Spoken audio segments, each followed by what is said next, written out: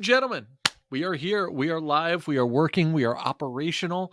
And let me stress, we are live. We are on 90s to now, and so are you. So thank you for joining us. Of course, I am Jerry Strauss. And as always, we are flying by the seat of our pants here, but we're getting ready to have a lot of fun. It's been a while since we've done one of these live streams. So very excited, especially here tonight, Monday night, 9 p.m. Eastern. Very special time in the memories and the annals of all of us who lived through the 90s and got our weekly fix of drama, of steamy stuff, whatever you want to call it. It was Melrose Place, and we loved it each and every week. And we are going to get back a little bit of that magic here and now, because let's not wait any longer. She's here, one of the icons of Melrose Place, and let's bring her on. Of course, she is the one and only Josie Bissett. Let's get her, and here she is. Hi, Jerry. Hey, Josie, how are you? I am good. I am great. I just flew in from Hawaii. I'm actually not there now. I'm in Santa Barbara, but I had the first vacation that I actually can remember in a long, long time. So it was fantastic. But it is great to be back here and great to see you. And I'm excited to be here. Likewise, likewise. So excited. So many things to talk to you about, and we go in many different directions on this show. Of course, when we talk about the 90s, that's a pretty broad spectrum, but we have really yet to really dive into the phenomenon that was Melrose Place. And who better to do it with than, someone who is such an integral part of that show, from those years that we kind of migrated in front of the TV. Uh, and so many other things to talk about as well. But Melrose is something that I have to believe for you is it's something you're talking about every day, every week, even at this stage of your career, all these years later. It's still the thing, right? Yeah, I mean, it's just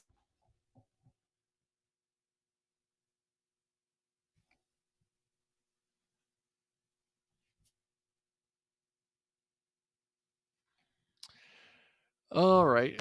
Josie, can you hear me? we're all Uh, right. you froze up until just about a second ago. Okay. Okay. One sec. Let me check one thing. Okay. Okay, there. We should be okay, I hope. Okay. Anyway, yeah, so I'm in an Airbnb like I was mentioning to you, and there's no internet, so I am hotspot and hopefully everything will be fine. So sorry if we glitch out a bit here and there, but All good. yeah, like the in the 90s it was such a simpler time. And it's not so many shows on, and it was those days where like you actually met people to go watch a show. And Yes. I really miss those times, especially these days. Like everything seems a bit intense in the world right now, and it's nice to. I love talking about Melrose because it brings me back, to that time of life, and it was yeah, just definitely a more innocent time, and like we didn't even have social media then either. Right, right, right. Yeah. And the other thing about it, at least, and I know there's a wide spectrum of age groups that loved and watched the show, but for me, I think back and I remember being in college during some of those years when the show was at peak popularity, and it was one of those appointment shows where people would gather in a dorm room and watch it together. And I always think back to, when you're a kid, you love the shows about teenagers. Like you're always looking that one step later on in life when you're Mhm. that young, right? Like that's who I Yeah. can't wait to be. And when you're a teenager, you're looking at like the college years. So for those of us in those college years, now we're looking at how cool it would be to be those independent adults.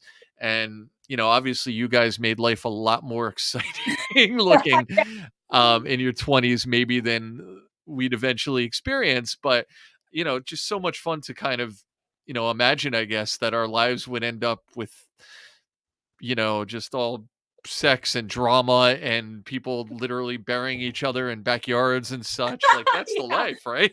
Right. Right. Yeah. Funny you should say Bearing. That was Bearing Richard. I'm assuming you're talking about Bearing when Laura Layton and I buried Richard, yeah, that was his name. His character was Richard. Yeah. Patrick Muldoon was the actor. Hmm. Buried him alive. Yeah, and his hand comes out in the end of that season. But yeah, I mean, that's right. Like, that's exactly right. Like, a lot of, and I love hearing stories, like you just said, of people getting together during their college days and making an appointment. Hey, we'll meet you there. And that's why this show is so nostalgic and I think so much fun to talk about too. And it kind of brings everybody back to that time. And I want to mention right off the bat, we've got, and we've talked about this. We put this out to the world that you're going to be on the show, and we have got a slew of questions from the world who want to know the ins and outs of you, of Melrose Place. We've got a lot to talk about, but I want to make mention Steel City Con, which is a huge pop culture convention. It's going down August 11th to 13th in the Pittsburgh area. And you had mentioned that you not only are you going to be appearing at this show with a couple of friends from Melrose, Yes. but first of all, is it true that this is your first convention? Yes. It's my first one. I'm so excited. Yeah, I had no idea what to expect. And I always thought it was for like Star Wars characters or whatever. But Right. I know it's becoming bigger and bigger. But I love interacting with the fans, and I love. I'm going to be signing my children's book there too. Mhm. Like, I don't know the demographic or whatever, or whatnot. Obviously, if they're coming to see us and they're in line for us, they probably have kids.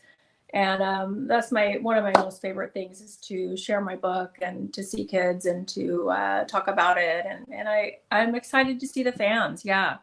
I'm excited for you because I don't think you're prepared for how wild this is going to be. People are going to go crazy. It's yourself, it's Daphne Zuniga, and it is Grant, there's Grant Show. Grant Show, right? Yeah, Yeah. which is, I mean, talk about a trifecta of Melrose legendary status. Like, people are going to lose their minds to see the three of you together. So Oh, get ready, get ready. yeah. Bring Gatorade. Yeah. You're right. Yeah.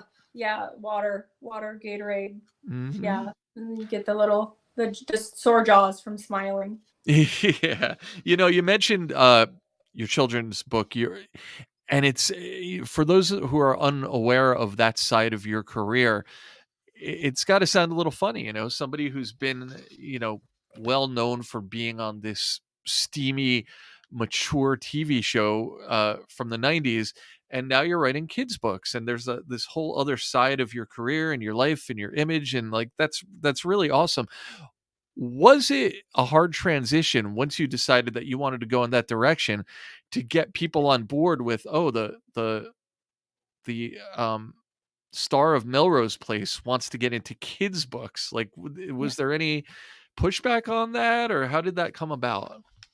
No, not at all. Because what happened was, when I was pregnant with my first child, Mason, who's now 23, it's a Mm, great way for me to remember when the show ended, because I was pregnant. I was 5 months pregnant with Mason. yeah. And that's actually how so my character and Rob's character, Kyle McBride, we ended up together at the end of the seventh season. Yeah. And I was pregnant on the show. I can't remember if we were hiding it. Maybe we were hiding it. But anyway, the show ended naturally, right? Mhm. And I felt, I was so happy to be pregnant, because during the fifth, sixth season, the season that I left the show, Mm. that was because I had miscarried. And it wasn't in the press. I don't think I talked about it, but Mm. I had miscarried, and then I could not get pregnant, and I'd gotten pregnant right away. And so I was like, well, I'll just take a break. And poor Jane, like, Jane was always going through all this shit, right? Like, she was the doormat and always going through. So my character had I had a lot of emotional stuff to do too. And that can be tiring throughout that many years. And then when I miscarried, I was like, oh my God, I just need a break. So I took a break, and then I couldn't get pregnant. So I was like, well, I want to go back to work. If I'm not going to get pregnant, I want to go back to work. So when I had decided to leave the show, I went straight to Aaron Spelling at the time and told him, I hadn't told anyone else. I just want to talk to him about it. And he was so kind. He had said, "Okay, Josie, I'll let you leave the show," because I was breaking my contract. Mhm. But I'm not going to kill you in case you want to come back. It's like he had a sixth sense. He knew. Yeah. And so that's what happened. So I went back on the seventh season, and okay, going back to the children's books, when the show ended, I how did it happen? Yeah, I had already was transitioning into, I always need something creative, right? So I didn't want to act. I knew that at that time I wanted to raise my kids, and I wanted to be there for them in the morning and at night. I didn't want to be on set and not raise them. I was so excited finally to, like, at this point, to be pregnant. And but I was like jonesing for some creativity. I've had to do something, and it just came like as a natural situation with Mason. The book is called The Tickle Monster, and it took like 7 years to finally get finished and out. But um, it was, I don't know if people really, actually some people don't even know that it's my book. It does really, it's a bestseller. It does really well because it's a universal thing. All kids like to be tickled. Yeah. And I didn't have a ton of time to promote it. I did when it first came out. I did it a lot, but it's sustained itself throughout the years. And I love it when people realize, like, that I wrote that book. They don't realize it. Yeah. And I don't know, it just makes me really happy because it goes to show, like, it's not about who I am. It's a book that children really, really like, and that parents connect to their kids with because it's interactive. And so, like, when I was writing it, when I was reading to Mason, I would read to him every night. And I remember one night thinking, like, God, that's so weird. I don't remember anything. What book did I even read to him, right? Like, because I'm thinking of all the things I had to do. Because you can read words and you can be with your kid, but you don't necessarily, doesn't mean you're present, right? It doesn't mean you're present. And that's what I realized. Like, sometimes I'm not present when I'm reading to him. It bothered me. Mhm. And so I was like, well, that's the whole interactive part. So the Tickle Monster becomes interactive while reading the book. And it's, kids freaking love it because their mom and dad or whomever's reading it to them is actually present and paying attention to them, and they're laughing together. And so for me, it's just like one of my most, like, favorite things I've done so far, just because it brings kids so much joy and parents so much joy because they actually have a connection because they're present together. Yeah, yeah. That's a really good point. I mean, I think that's something that the parents kind of sometimes need to be led to as much as the kids do, just to bring them both together and realize Yeah. this is how it's supposed to feel. This is Yeah. where my mind's supposed to Yeah, be. exactly. I know there's always so much to do as a parent, especially a first-time parent. You're always juggling so many things. But Yeah. anyway, that's how the book came about. It was just me still wanting to be creative and wanting to create something, Mhm. but wanting to have it to do with my life at that moment. And that's was perfect for me. Yeah, and Yeah. it's the perfect storm, and it's Yeah. you mentioned how, over the years, you hear feedback from it. We've gotten some real positive feedback about the book as well that feels very independent of everything else you've done. People who've chimed in and just, sent us comments once we announced you'd be on the show, just saying, "We love this book." Maybe they've Right. never even watched Melrose Place or Yeah. anything else, but Right. Right. that's gotta be cool. Yeah. It's great. Yeah, it's awesome. I love it. I love writing children's books, especially, and I'm working on another series right now. It's just a nice side gig, right? Like, we all need side gigs in this business, Yeah. right? Plan B. And so I love it. It's fulfilling, I suppose I should say. Yeah. That's great, and, Yeah. I mean, we're having a lot of fun right now here in the control center. This has been very fulfilling in and of itself because we're getting people chiming in. If you're checking us out on Facebook and on our Facebook page and our Facebook group on YouTube, we are broadcasting live as well. Thank you for doing so. If you'd like, find wherever you can post, wherever you can chime in on our chat in Facebook, or just post away and any comments or questions for Josie, and we will try to get to as many of them as possible. We've got a lot of them that have been sent in ahead of time. So, what do you say we try and get through some of these? No, let's do it. Absolutely. Let's and I told you this before.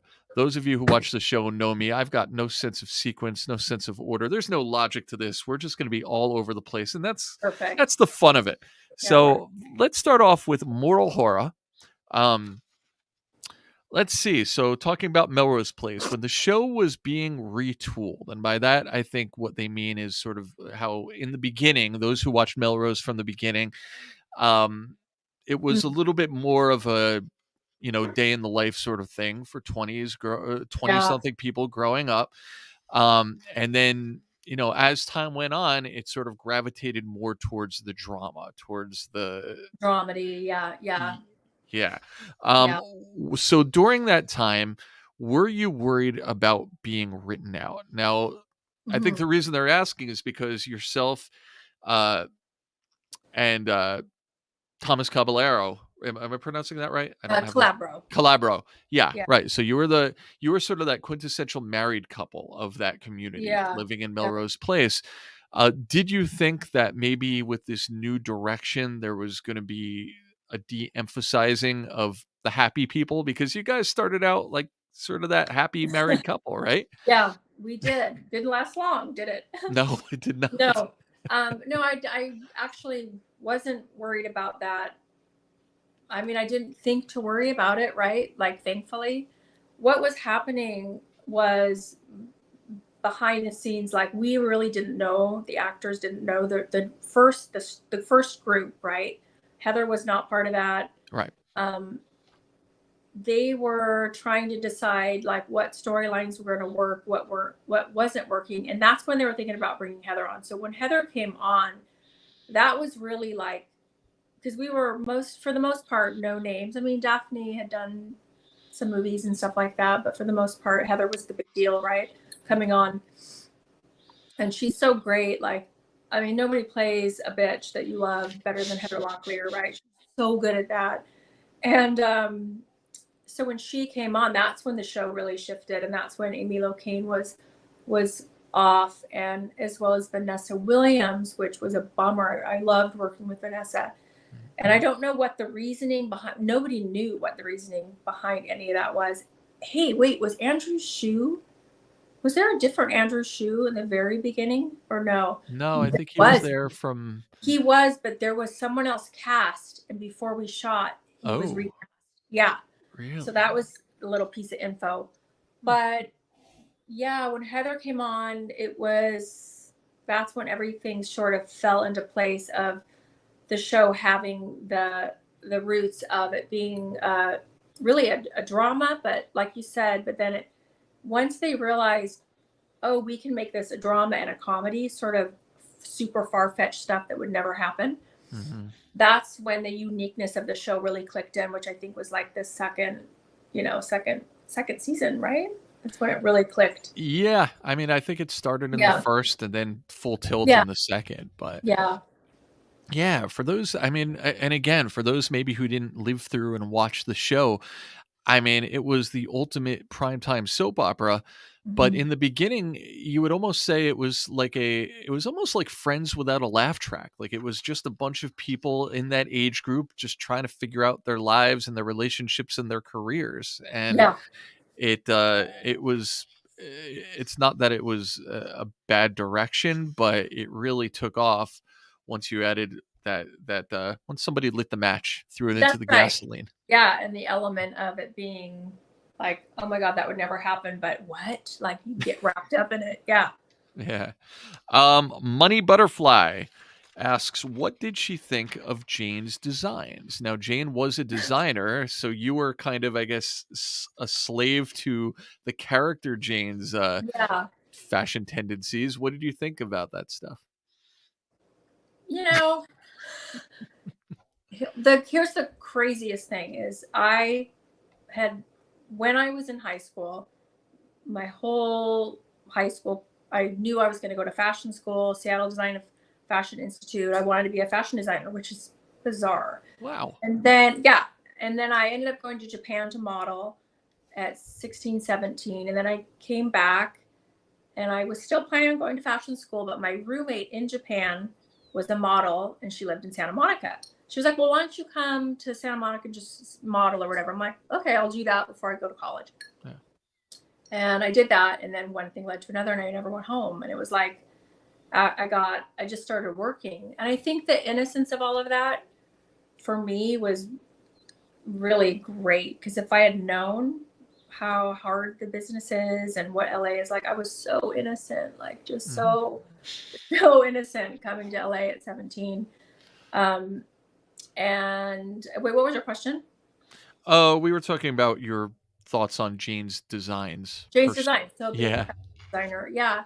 And so when I got the opportunity for this role, and she was a fashion designer, I was like, this is kind of meant to be. I mean, crazy. And I still didn't realize like what I was doing. I mean, I was so green and so young and naive, which like I said, is really good. So I wasn't really that nervous. I could go in, met Aaron Spelling, and I just did one interview, and that was it. And then I got this role, and then just, in our business, so much is just timing and circumstance and luck, and in an ensemble cast, does everybody, just the chemistry of all of us work to create a show, the writing, like everything has to line up perfectly for something to work. And so it's like so lucky and grateful that it happened. And as far as Jane's designs, honestly, like none of that stuff, I just went with it, right? I mean, I might say, oh, can I have more of an input? But I was 21 years old when I started. Yeah. And like whatever they say, I'll just trying to get it. It was actually, it's funny because the lines were sometimes hard to memorize for me. So I was more focused on my work than I was picking apart Jane's designs, because, that's what I was there to do. Yeah. I did find like the writing, because it was things that never happened, it wasn't super, super natural all the time. Anyway. Yeah. Well, You know what I mean? yeah. Well, just the whole nature of the world that you guys were Yeah. embodying every week. Yeah. Yeah. Uh, And um. we did so many shows. I know that the landscape of everything now is a lot different. It's 10 to 12 shows. We did 22 shows per season. And then we did double ups, and we would film 2 shows simultaneously. Wow. So we would do 40. I mean, it was insane how many shows we did. Yeah. Yeah. Yeah. I know. Stars in the Ocean 12.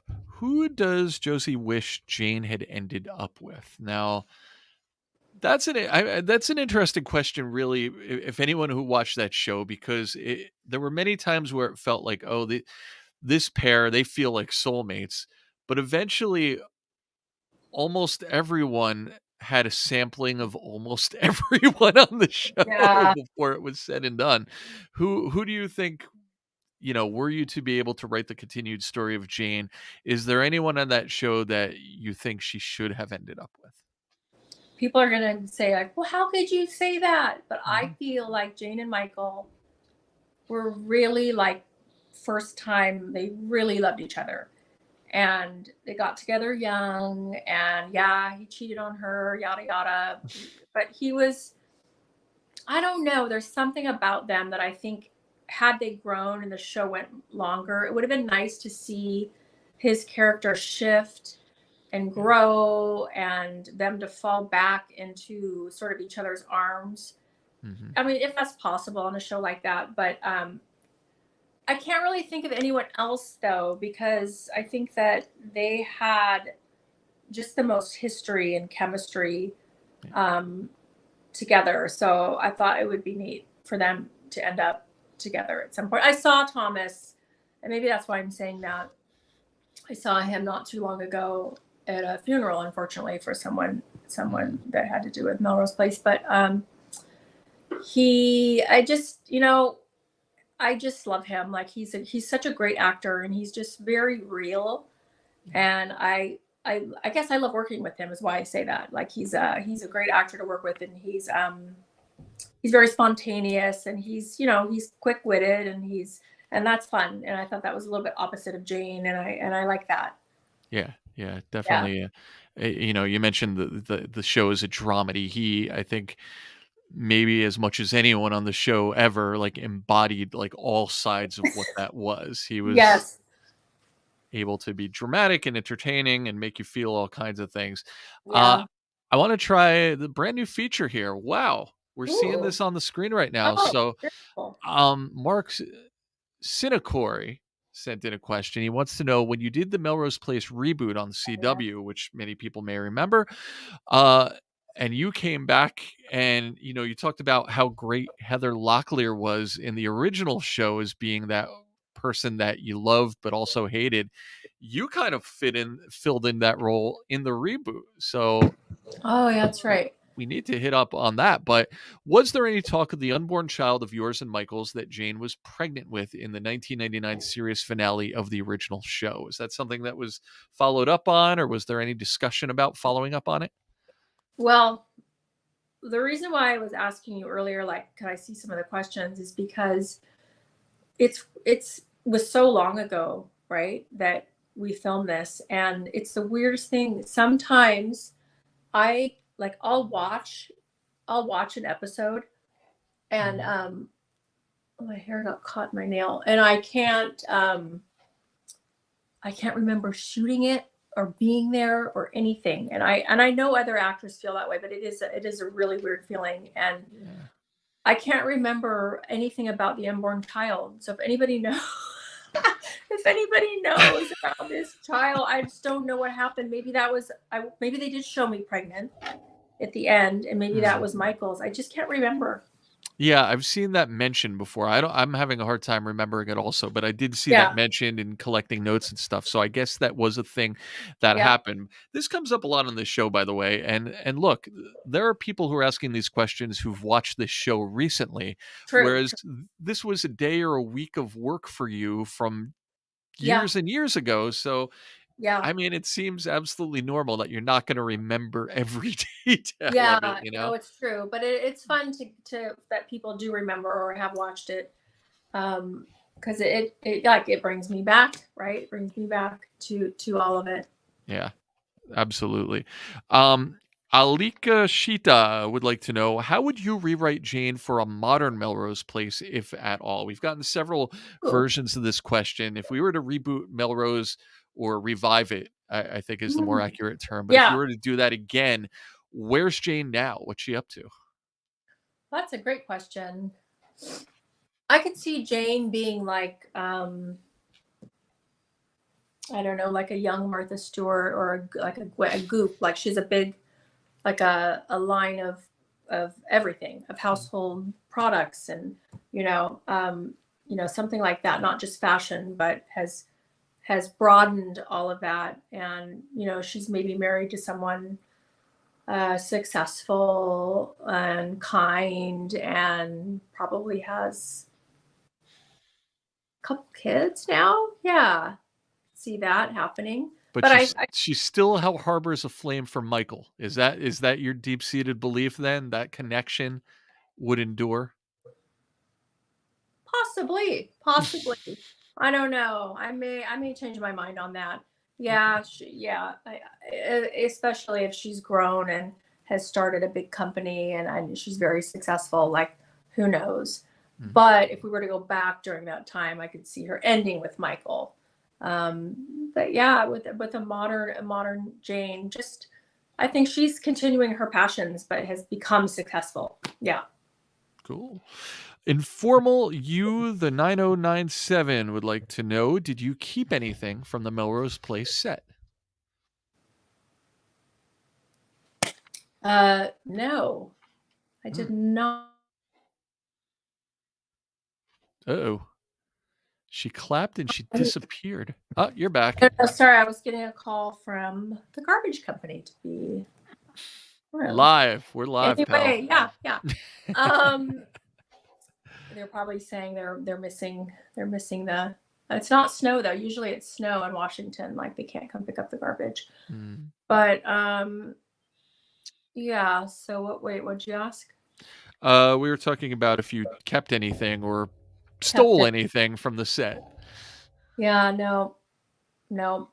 Hmm. Nothing. I guess you didn't like the fashions that much, the stuff that At the Jane. time, yeah, at the time I did get a lot of the clothes, but I Oh, you can't did. recall. Yeah. Yeah, I can't recall. Yeah, I can't think of anything. I think I might have the back of my chair though, where it says your name. It slips off like the back of, I think I have that. Okay, Yeah, yeah, I do have that actually in my hope chest. nice, Yes. nice. Yeah. Substantial hat 3443 would like to know. It's kind of a two-part question. What did you love most about Jane, and what did you hate most about Jane? Okay. I loved her naivete, I suppose, and her willingness to just be a good person and to expect the best out of people. Mhm, Um, and I like and I hated that she was the good girl, right? mhm, Um, I liked it because on one level for my career, it enabled me to get a lot of great endorsements because I was likable, my character was likable, and I have just a classic look, right? mhm. Um, and that benefited me with magazine covers during that time, and I had a good Neutrogena contract, and I think that because I played a nice character, I think that helped, that kind of stuff. What I didn't like was part of what I liked is that, she was a doormat often, couldn't stand up for herself, Mhm. um, you know, believe Michael was cheated on, yada yada. But when they tried to make Jane stronger, I thought it was good, but I personally felt like it was hard for me. I didn't feel like it was believable. Mhm. Um, I just felt like I was acting it, right? I don't feel like I played that part during that time where they tried to make Jane stronger. Yeah. Um, I don't know why. Like, it just didn't feel like it worked for me. I felt like there were other characters on there, like Heather, for example, who played that so well. Mhm. And but maybe it was perfect. Maybe it was Jane trying to do the best she could to be strong and to hold her ground. But I Yeah. did like seeing the storylines with like when Richard raped her. Mhm. I didn't like that, but I liked when she was with Laura and they're going to bury him, and that kind of comedy and strength is funny to me, but not the other, like her trying to be a bitch. I don't play that very well. I don't think. You had a really interesting response when just a few minutes ago when we brought up your character direction in the reboot, which is, now we're gonna kind of put you into that Heather Locklear sort of role where you were gonna come back a little bit more. I don't think evil's the right word, but certainly Yeah, more empowered, more self-motivated, certainly. yeah, uh, yeah. did you feel like, I mean, obviously, there is a lot in that reboot where characters were being shown in different lights, in different directions. So those of you who returned, but did you like? Were you thrilled, happy with the opportunity to try that direction out for Jane? Okay, you're talking about the remake with the younger Yes. cast. Okay, Yeah. yeah. Hmm. Um, well, I was really happy to be on that. I just feel like it didn't work. Well, Like, just didn't work, and I don't totally know why. I was only on a couple episodes. Um, but the show in general, like, I just don't think you can remake a show like Melrose with mhm. other characters. It just doesn't work. Like, it was so specific, right? If there's ever going to be another Melrose, it has to be with the original people, Yeah. I think. Yeah. Yeah. That's, you know what? I'm going to skip to a question because that's such a great segue. But this was asked also by Moral Hora, who I think asked our very first question, but also slid one in. How many of you are up? I think half joking here, are up for a 50 plus retirement village show, which I don't think we necessarily have to kind of label it that way, but um, what would you think about a revival of the show with the original cast? Where are they now? And inevitably there'd probably be some offspring, some Yeah. younger.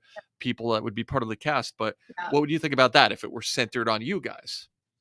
Oh, I think it'd be fantastic. I think, we've seen each other, we've had reunions for different shows, and we've all thrown around the idea, and everyone's, you know, open to it. It's just a matter of if it were to ever happen and if the timing would work for everybody's career. And Yeah. you're right, like to bring in a younger group too, maybe it's our kids, Right. that, but I mean, I think everyone's open to it. And I think it's a perfect time to do something like that. Right. So I'd be up for it. And we've got our viral clickbait. That's what's going to be Yeah. spreading around social media tomorrow. Yeah. Uh, the Juggernaut 4820. When you came back in season 7, did you know at that point that it would be the last season of the show? And if you didn't know, were you shocked that it was getting canceled? I did not know. Mm. Yeah. And I mean, I was a little shocked because remember I left this sixth season. So I was first through 5, left the 6th, Mm. and then came back the 7th.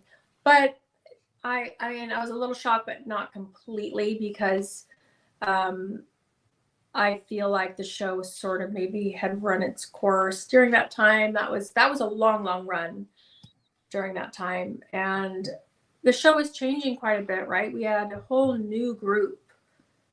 Can't remember because I was looking back at the 5th season and the 6th.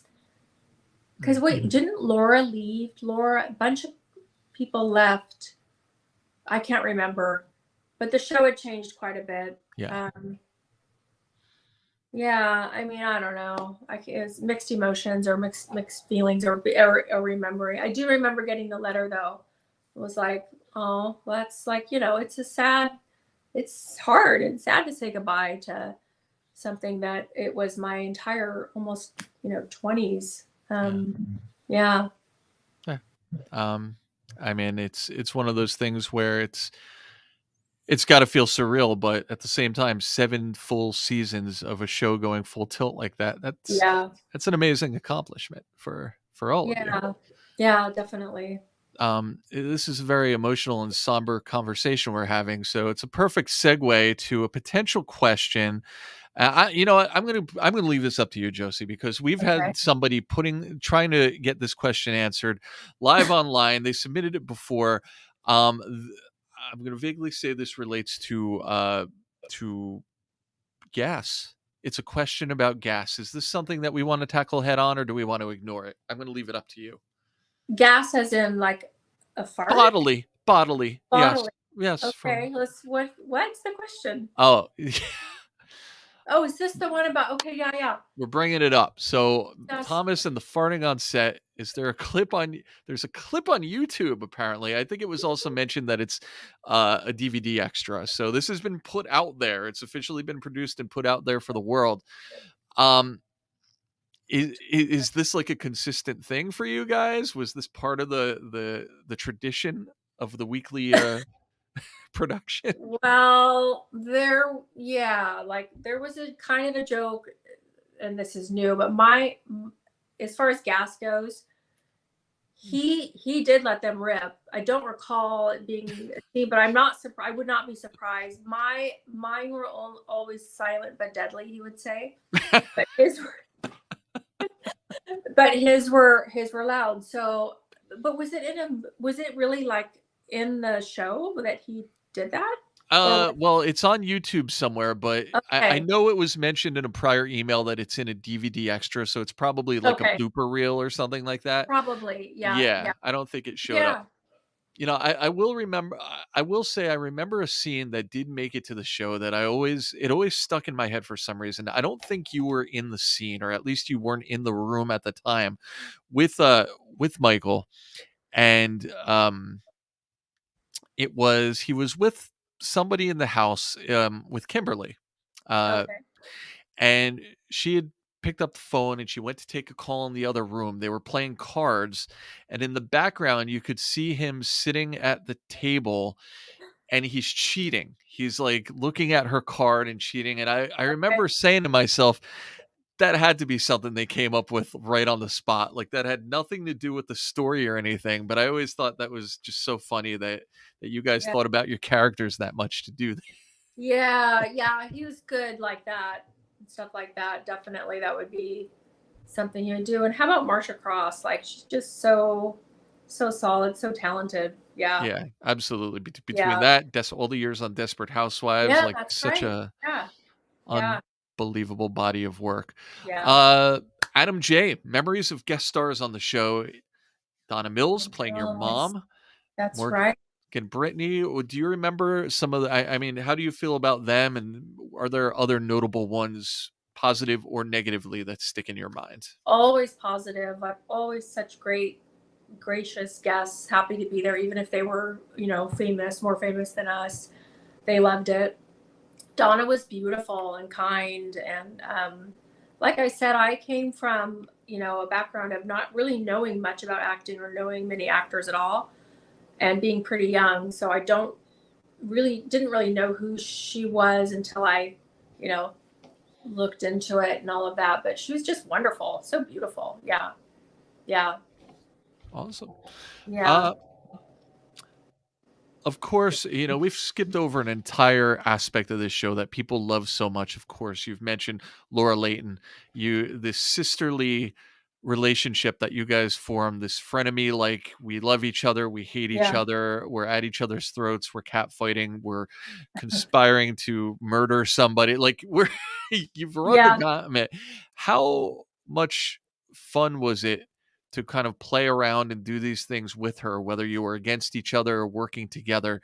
And how challenging or how easy was it to develop that sisterly chemistry? Yeah. Good question.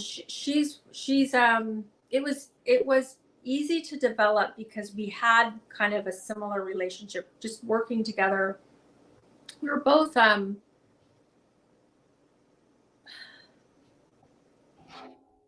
we all actually really took our job seriously, all of us on Melrose. We were, uh, I mean, if you're off for a second, because 90210 was younger, Mhm. right? And they were out on the town and out partying, whatnot. Not like they were like getting in trouble. I don't know about any of that. But one of the questions I get a lot is like, were you guys friends off set? Did you go? But when we were all friendly Yeah. together, but we were young adults, like starting our lives. I got married to Rob when I was 21. So I got married right before Melrose started. Wow. I know. And then, Heather was, people were married and Thomas was married. And so it was very different. We were, young, becoming young adults. We weren't on the party scene. We weren't full of drama. We were really just like professionals going to go to work To and work, yeah. grateful for the job. And so back to Laura, she's also another super talented person on the show.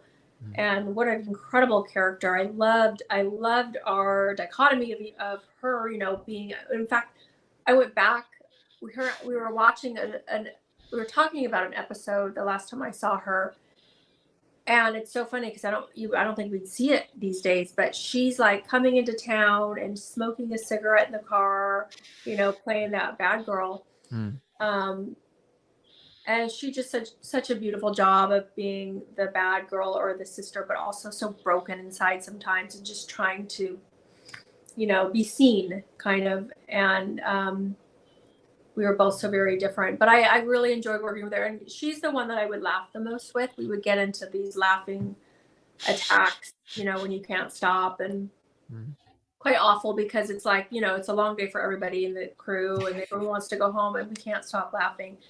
Yeah. And just tired and giddy. And so there's been times where like one of us would have to leave the set and someone would have to come and read the other person's lines so we could get through the scene. All right. So those memories I am very fond of and love so much. And that experience with her was just awesome. Yeah. That's awesome. That's Yeah. great. Why don't we finish off the round of questions with one that just came through a few minutes ago, because I think this speaks to not only your experience on the show, but also, your writing and everything that you've done. Huge fan. What advice would you give your younger self now as an adult? This from Kelly Jess Furman. You've talked about how young you were when your career started and moving to Yeah. LA, and you've been through so much and done so many amazing things. Looking back on it all now, what would you tell yourself? Yeah, that's a good question. And it's hard to answer because it's like what I would say would be to just slow down, right? Yeah. But I couldn't. Like I had so much drive at such a young age. Mm, And that drive got me to where I am. But I also feel like I missed out on some time of my life that maybe should have been more carefree, mm, where I didn't have a lot of responsibilities. And I think it was, you know, I was the youngest on the show. And sometimes I felt like I don't know, I felt like I didn't, they were all from LA or at least yeah, they were all living there. And I just felt so new to all of it and so insecure sometimes, like, oh my God, it was just, can you imagine being plopped onto this show that becomes majorly successful? yeah. And so that would, I guess, be the advice I'd give myself, and just learn how to slow down and still do things that a person my age should be doing. um I feel like yeah. you went right from high school to grad school. Like you missed Right. out on the Yeah. fun years Yeah, for many. exactly. And then, the best part of my life, to be honest, was when I had my kids. Like that part of my life was so clear to me. And because I knew when I was on Melrose, I knew what my job was. My job was to do a good job on the show, right? And I was married. And Mm, I think that's important to have that, um to know what your purpose is, right? And so when I had my kids, my purpose was so clear. mm. It was to take care of these babies, like, and I'd always wanted to do that and was so excited to have kids. So that, I mean, I don't even know why you didn't ask me this question, but that time of my life was the most beautiful time because they needed me and I knew what my purpose was. And I think that's true. Like when we don't have a purpose, it's easy to flounder. It's easy to be, you know, feel unsettled, I suppose, And I think that's what happens too with women my age where their kids go off to college. It's like, oh my God, now what? Mhm. You think you're supposed to be, oh, woo, out and traveling, this and that. But there is a sense of loss, right? There's a sense of, I know a lot of people feel this way. Um, they don't need you, which is good and bad, right? There's this sense of like, what's my purpose now?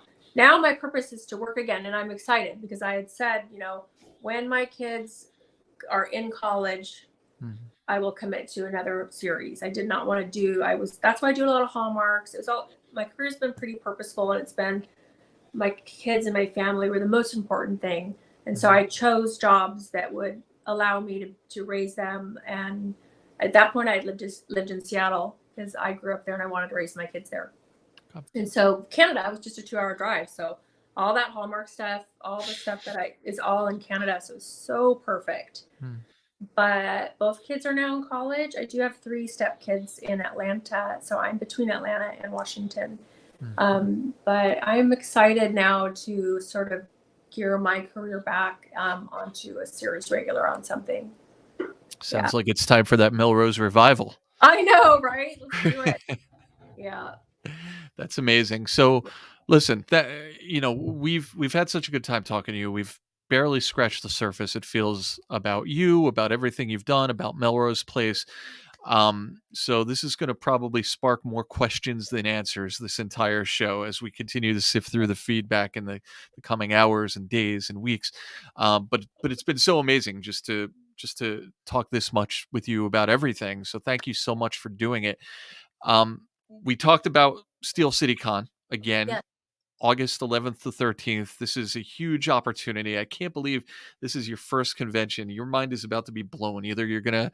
I feel like either you're going to immediately try to schedule many more of them Yeah. or decide to never do it again. It's going to Never do it again. be, One or the other. Yeah. I think it's going to be great. Daphne said she loves it, and I trust what she's saying. Just we're pretty similar in that, wanting to connect with fans. Yeah. Yeah, it's gonna be great, and for Yeah. those who want to see, Josie, and there's so many more different stars from so many different walks of the entertainment world there Yes. as well.